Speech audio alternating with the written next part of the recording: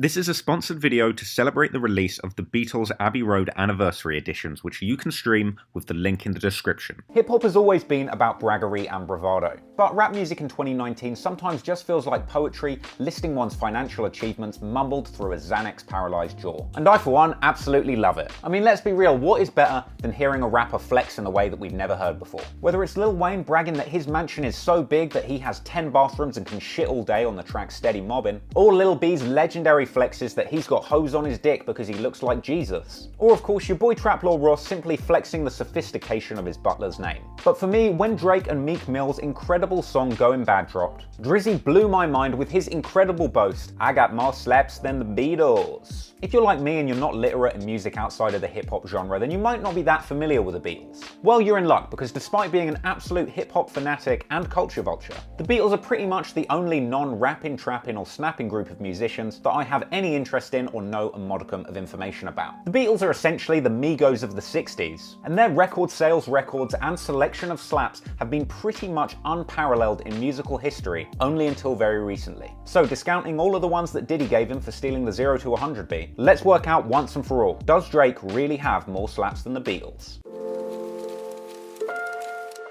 Now, you don't get to the top without attracting a few haters. And despite my love of Drake's music and the admiration for everything that he's achieved over his amazing career, I also enjoy tearing down those achievements and mocking Drake every opportunity that I get. After all, what is the point of building somebody up to deity status if you can't savor tearing them down once they get there? After all, how can you not make fun of a guy that has a Boeing 747 with his own name printed on the side of it? Which, in combination with his music, now means that Drake has multiple methods of spewing hot air into the atmosphere. But obviously, I'm not the only Drake hater on the map. In 2018, Drake received a lot of attention after releasing his I Have a Secret Love Child you might have heard about from Pusha T album, Scorpion. That album was such a humongous runaway success that it very quickly became clear that Drake had beaten several records that were previously only held by the Beatles. But not content with just making a slick brag about having more slaps than the Beatles on the song Going Bad, Drake decided to rub salt in the wounds of Beatles fans everywhere by getting a ghastly tattoo depicting himself walking past the Beatles in the pose from their famous Abbey Road album cover. And by the way, that classic album Abbey Road did just turn 50 and is well worth revisiting, link in description. You'll be very pleased to know that that Abbey Road album has aged very well over the last 50 years, unlike how bad Drake's tattoo is going to look in 50 years. But anyway, so with the lyrics and the tattoo, it seems to suggest that Drake is not only saying that he has more slaps than the Beatles, but also that he's overtaken them. So let's take a look at the numbers. Well, when Scorpion dropped, all 25 tracks of that album landed on the Billboard chart, along with 2 other tracks that were already on the chart, giving Drake a whopping 27 simultaneous hits on the Billboard Hot 100. That is significantly more than the Beatles' previous record that they held in 1964 for having 14 hits on the Hot 100. A record which ironically the Migos were able to match in February of 2018 when they got 14 tracks on the Billboard 100 after dropping their album Culture 2. But also more specifically, once it was announced that Drake had landed all of these Billboard slots after the drop of Scorpion, he'd beaten another 54-year-old Beatles record for having more than 5 simultaneous top 10 hits. Because when Drake dropped Scorpion, he had patterned up 7 of the top 10 slots in the Billboard charts. 2 more than the Beatles. But let's not forget that having 7 songs from the same album all falling into the top 10 slots on the Billboard chart is a massive achievement that hasn't yet been surpassed, but several other artists had already achieved this before Drake had. So sure, he beat the Beatles, but Drake actually ties that record with Michael Jackson, who also had 7 top 10 hits when he dropped Thriller in 1982, Bruce Springsteen, who later matched that record set by Michael Jackson when he dropped Born in the USA, and even Michael's sister Janet scored the same achievement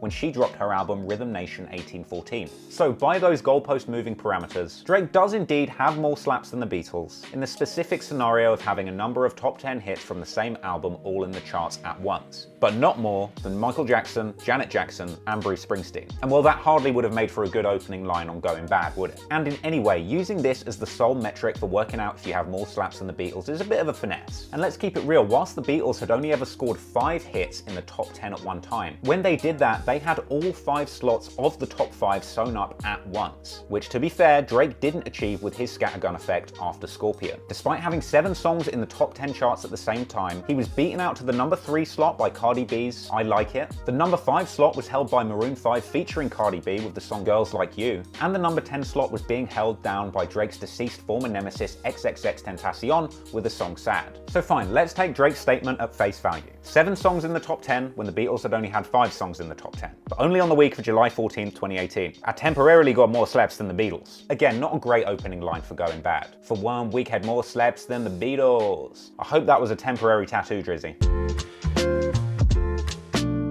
Now, to be fair to Drizzy, there are other parameters where his claim for having overtaken the Beatles is definitely true. Drake did indeed overtake the Beatles in terms of number of top 10 hits scored in a single year, getting a whopping 12 top 10 anthems in 2018 alone, beating out the Beatles record of 11. And also in 2019, Drake actually overtook the Beatles in terms of number of total top 10 hits over the course of their entire careers. When Drake's Money in the Grave went top 10, that took Drake to 35 top 10 hits over the course of his career, one more than the Beatles' 34. And I personally think that one statistic is probably the most legitimate basis for Drake claiming that he does have more slaps than the Beatles. But let's not forget that that doesn't mean that Drake has the most top 10 hits. He's still losing out to Madonna, who has a whopping 38 top 10 hits over the course of her career, and still inexplicably hasn't been cancelled for surprise snogging Drake that time on stage. But hey, number of slaps is a pretty abstract concept, and if you want to talk about number of songs that are slaps, let's talk about songs that are absolute classics. Because another solid argument for Drake not having more slaps than the Beatles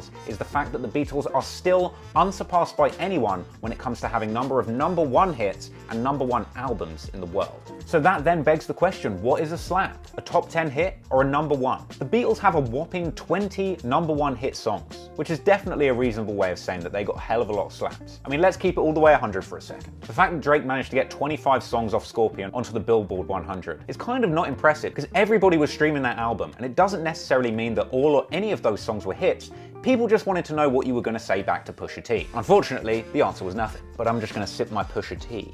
But not only do the Beatles mop the floor with Drake when it comes to having number 1 slaps, but they also have an incredible record for having an amazing streak of 6 number 1 singles all in a row, coming only second to Whitney Houston, who had 7. The Beatles' 6-song number 1 streak started with the track I Feel Fine in December 1964 and ended with We Can Work It Out in January of 1966, only losing their streak in March of 1966 with the song Nowhere Man, which still scored an impressive number 3 on Billboard. And on top of that, the Beatles are the undisputed champions when it comes to scoring number of number 1 hits in single years, scoring 6 number 1s in 1964 and 5 more number 1s in 1965.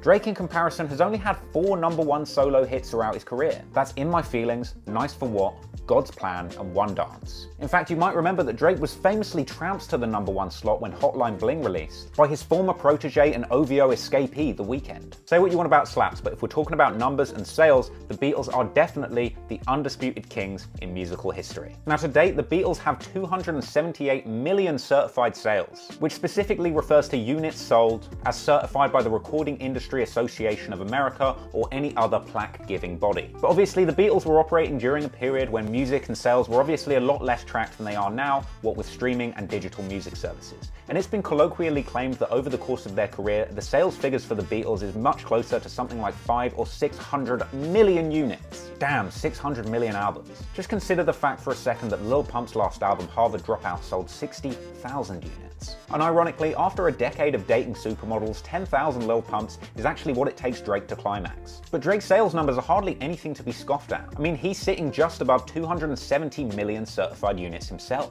So he's actually not too far off of the Beatles' certified number record. But then again, if the mythical 600 Beatles records sold is anything to be believed, then you could say that Drake is not even halfway to overtaking the Beatles. But to be fair to Drake, on the flip side, he is the most certified RIAA selling artist of all time, with 142 million certified units sold in the USA. So what can I say? If we're just going by plaques in the USA, Drake is probably only a few auto-tune hooks away from overtaking the Beatles. But allow me to just drop one last drip drip of rain on Drake's parade by pointing out that the Beatles are miles ahead when it comes to number 1 albums in their career, having a whopping 19 number 1 albums. Though to be fair, that does include a number of greatest hits and compilation albums, but still number 1s nonetheless. And you'll probably be happy to know that in second place is our old chum Jay-Z with 14 #1 albums, and I assume a whole bunch of Sprint subscriptions. But Drake isn't too far behind with 9 #1 albums of his own since the recent release of his musical clip show, the Care Package compilation project. But there is one thing really worth remembering, and that's that the Beatles managed to record their entire body of work over an incredibly short 6-year period. Everything they made as a group was recorded in 6 years alone. That's a hell of a run. In fact, Drake's first ever real hit came in the form of his #2 slap, Best I Ever Had, which debuted in 2009. So he's had a whole decade to get more slaps than the Beatles. It's crazy to think that it was only 50 years ago, around this time that this video is being recorded, that the Beatles recorded their last album as a group, Abbey Road. So the question that kicked this whole video off in the first place, does Drake have more slaps than the Beatles? Well, the answer is, yeah, kinda, but not really. There is really only one way to find out, and that is decide for yourself. Take a dive in the Beatles and Drake's catalogues, give them a listen, and decide for yourself who has more slaps. Both Drake and the Beatles are clearly up there with some of the greatest artists and songwriters of two completely different generations of music. So whether you love hip-hop, love rock music, hate auto-tune, love mumble rap, there's so many great things to be found in both artists' catalogue, and I'm big fans of both of them. So go and delve into those catalogues and decide for yourselves. Thank you for watching, hope you enjoyed this video. Make sure that you like and subscribe below, and until next time, thanks for supporting, and peace out.